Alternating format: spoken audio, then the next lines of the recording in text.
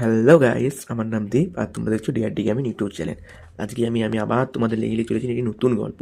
গল্পের নাম অন্ধকার দুর্গের রহস্য। রাত তখন প্রায় 11টা। পাহাড়ি গ্রামের নির্জন রাস্তার ধারে এগিয়ে চলছে চার বন্ধু, রনি, অর্ঘ, অরিত্য আর সোনালি।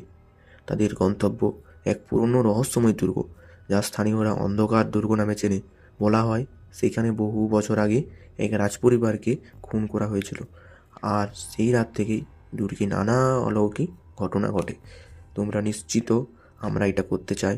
সোনালি একটু কাঁপা গলায় বলল। রনি হাসলো। ভয় পাচ্ছি নাকি? এসব গুজব, কিচ্ছুই হবে না। অর্ঘ্য বলল, ঠিকই বলেছিস, তবে আমরা সাবধানে থাকবো। দরকার হলে সাথে থাকা টর্চটা আর দড়িটা ব্যবহার করবো। অরিত্য ঘড়ির দিকে তাকিয়ে বলল, চল, বেশি দেরি করে ভয় বেড়ে যাবে। চারজন দুর্গের ফটকের সামনে এসে দাঁড়ালো।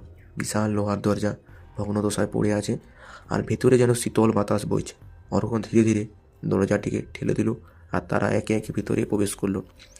দুর্গের ভেতরটা অদ্ভুতভাবে ঠান্ডা। চারপাশে ধুলো আর শ্যাওলা ঢাকা ভাঙা আসবাবপত্র পড়ে আছে।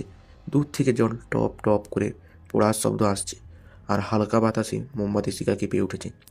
একটা ঠিক সিনেমার মতো লাগছে। অরিত্য ফিসফিস করে পড়ল, কিন্তু এখানে এত ঠান্ডা কেন? সোনালি বলল, হঠাৎই একটা মৃদু শব্দ হলো। কেউ যেন আস্তে আস্তে সিঁড়ি দিয়ে নামছে। চারজনের নিঃশ্বাস বন্ধ হয়ে গেল। তারা টর্চটা জ্বালিয়ে সিঁড়ির দিকে তাকালো।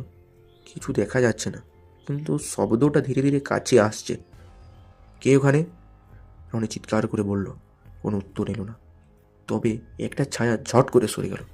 সোনালি গলা শুকিয়ে বলল, আমরা কি ফিরে যাব? অর্ঘ্য দৃঢ় কণ্ঠে বলল, না, আমরা রহস্যের সমাধান করব। তারা একসাথে ধীরে ধীরে ছায়াটির দিকে এগোলো। দুর্গের দেওয়ালে একটা পুরনো ছবি ছিল, যেটা অল্প ঝুলেছিল। অরিত্য হঠাৎ খেয়াল করলো ছবিটার পেছনে কিছু আছে। সে হাত বাড়িয়ে ছবিটা সরাতে এক গোপন দরজা দেখা গেল। এইটা কি? রনি বিস্মিত। অর্ঘ্য বলল, আমরা ঠিক জায়গাতেই এসেছি। তারা দরজাটা ঠেলে ভেতরে প্রবেশ করলো। একটা ছিল এক গোপন সুড়ঙ্গ, যেখানে দেওয়ালের পুরনো লণ্ঠন ঝুলছিল। আশ্চর্যের ব্যাপার, লণ্ঠনের কিছুটা তেল এখনো শুকিয়ে যায়নি। কেউ যেন সম্প্রতি এটি ব্যবহার করেছে। সোনালি বলল, তাহলে কেউ এখানে আসে? ভূত নাকি মানুষ? চল দেখে আসি, রনি দৃঢ়ভাবে বলল। সুড়ঙ্গের শেষ প্রান্তে একটি ছোট্ট ঘর পাওয়া গেল। সেখানে কিছু নথি আর ধুলি মিলন বই রাখা ছিল। অর্ঘ্য একটা বই খুলল, আর তার চোখ বিস্ফারিত হয়ে গেল। এগুলো রাজপরিবারের দলিল। এই দুর্গের আসল মালিকেরা কে ছিল তার প্রমাণ। ঠিক তখনই তাদের পেছন থেকে একটা গর্জন শোনা গেল।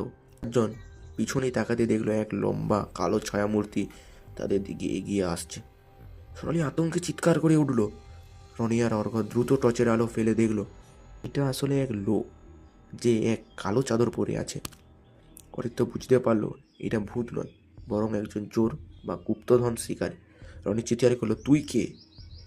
এখানে কি করছিস? লোকটি পালানোর চেষ্টা করলো, কিন্তু অর্ঘ্য আর অরিত্য তাকে ধরে ফেললো। সেখান ধস্তাধস্তির পর লোকটা স্বীকার করলো সে এক চোর। সে বহু বছর ধরে এই দুর্গের গুপ্তধন খুঁজছে।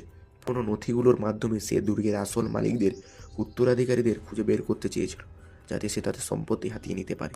অর্ঘ্য বলল, এই দলিলগুলো পুলিশকে দিয়ে দিতে হবে। সোনালি স্বস্তি নিঃশ্বাস ফেলে বলল, অবশেষে আমরা রহস্যের সমাধান করলাম। রনি বলল, আজকে রাতটা সত্যি এক অ্যাডভেঞ্চার হয়ে থাকবে। চারজন দলিলগুলো নিয়ে পুলিশ স্টেশনে গেল, আর চোরকে পুলিশের হাতে তুলে দিল। দুর্গের ইতিহাস বাঁচালো, আর তারা প্রমাণ করলো ভূত নয়, রহস্যের পেছনে থাকে মানুষ। তো বন্ধুরা, গল্পটি আজকে এই পর্যন্ত। তো গল্পটি কেমন হয়েছে তোমরা অবশ্যই বলবে, এবং যদি গল্পটি ভালো হয়ে থাকে তাহলে অবশ্যই লাইক, কমেন্ট এবং সাবস্ক্রাইব করে দেবে। কালকে ঠিক সন্ধ্যা 6টায় আবার নতুন গল্প আসবে।